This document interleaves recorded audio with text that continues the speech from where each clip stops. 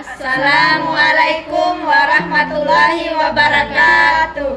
Kami dari kelompok 8 akan mempresentasikan atau memberikan video terkait definisi dari materi inkontinensia urin dan fistula genitalia.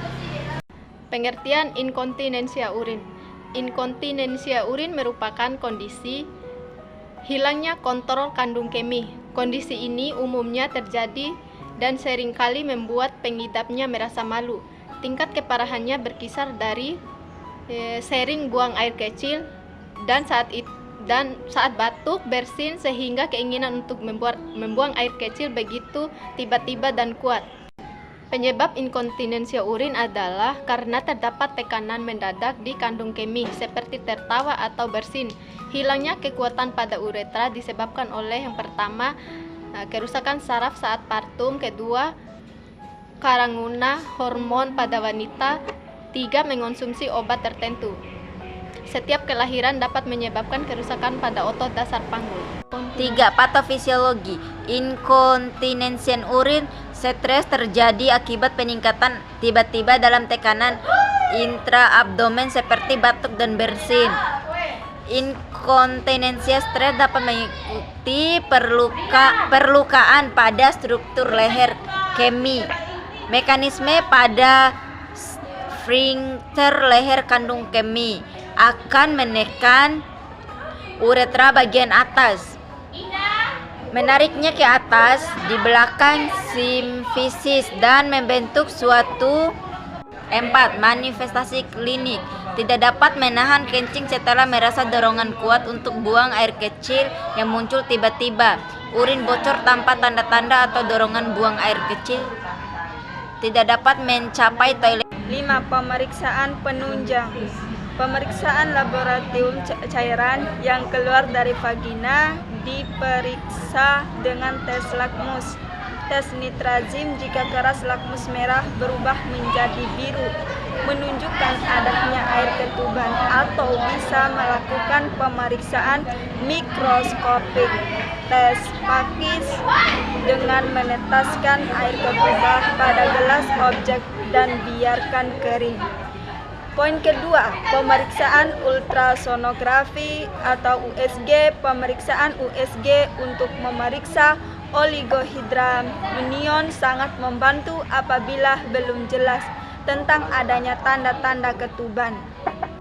Selanjutnya, komplikasi dari fistula pada organ reproduksi wanita antara lain adalah komplikasi dari fistula pada organ reproduksi wanita antara lain adalah inkontinensia feses atau ketidakmampuan anus untuk menahan rasa ingin buang air besar sehingga feses dapat keluar dengan sendirinya. Permasalahan sanitasi dan higienitas pada alat reproduksi, infeksi saluran kencing yang berulang.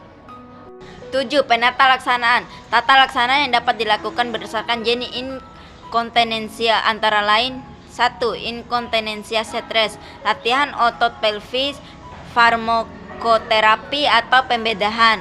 2.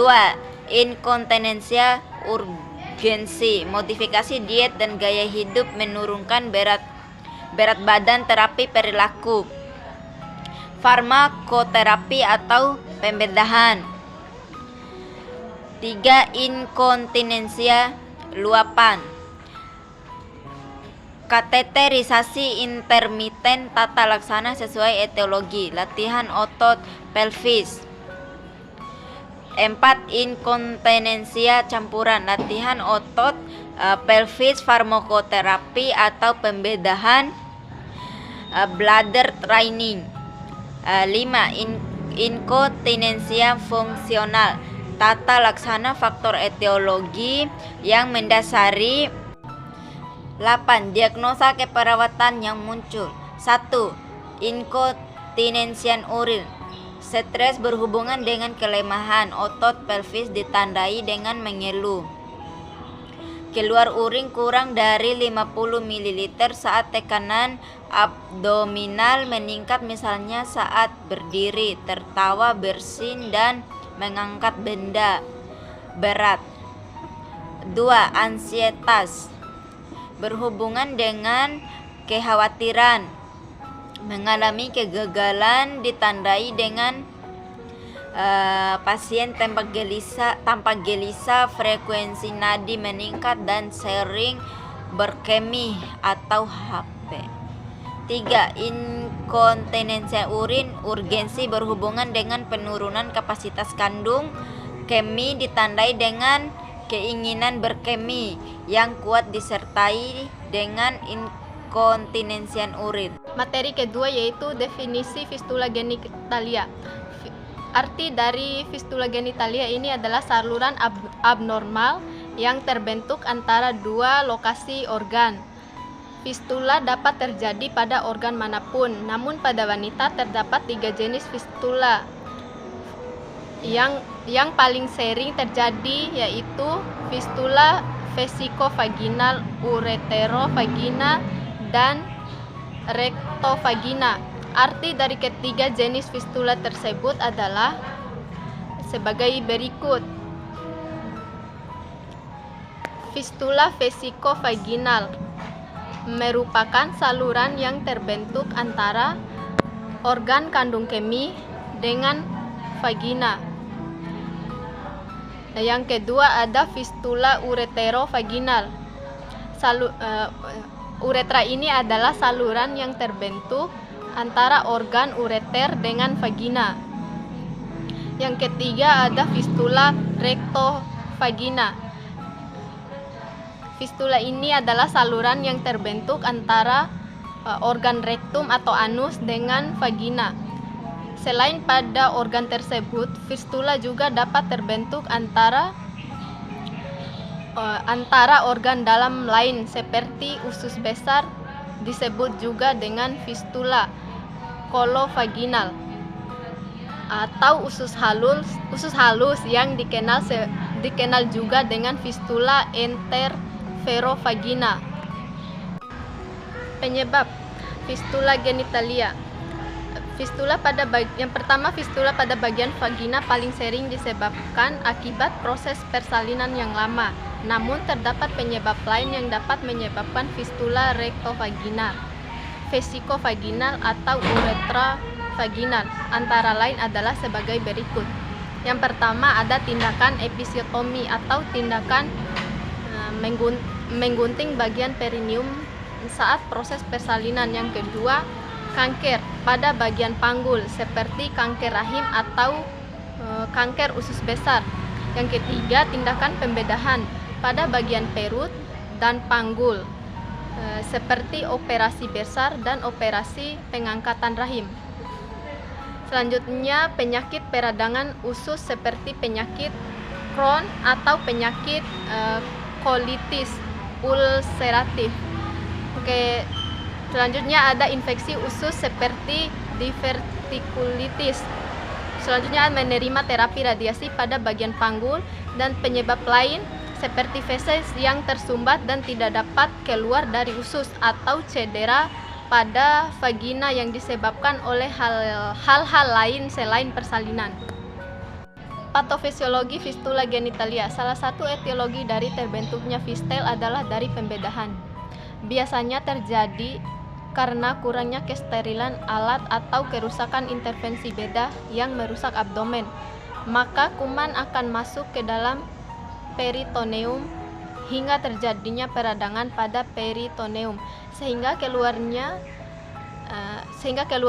eksudat fibrinosa atau abses. Terbentuknya abses biasanya disertai dengan demam dan rasa nyeri. Manifestasi klinis gejala dari fistula pada area vagina antara lain adalah nyeri perut, keluar cairan vagina yang berbau tidak sedap, terdapat gas, nanah atau feses yang keluar dari vagina, mual, muntah, diare, dispareunia atau nyeri saat berhubungan seksual, infeksi saluran kemih yang berulang, vaginitis atau infeksi vagina yang berulang, perdarahan pada anus. Selanjutnya, perdarahan pada vagina, iritasi pada kulit sekitar vagina, iritasi pada kulit perineum, penurunan berat badan tanpa sebab, yang jelas. Pemeriksaan penunjang genitalia dapat merekomendasikan beberapa pemeriksaan penunjang seperti pertama, pemeriksaan X-ray pada panggul, CT scan yang menggunakan cairan, MRI. Dokter juga dapat melakukan pemeriksaan lain seperti kolonoskopi, sigmoidoskopik, pemeriksaan darah, dan urinalisis bila dirasa perlu. Contoh gambar Diagnosa keperawatan fistula genitalia. 1. Diare berhubungan dengan proses infeksi ditandai dengan nyeri atau kram abdomen. 2. Nyeri kronis berhubungan dengan kerusakan sistem saraf ditandai dengan mengeluh nyeri. 3. Inkontinensia urin. Urgensi berhubungan dengan iritasi reseptor kontrasi kandung kemih ditandai dengan keinginan berkemih yang kuat disertai dengan inkontinensia. Sekian dari kami, lebih dan kurangnya kami mohon maaf. Wassalamualaikum warahmatullahi wabarakatuh.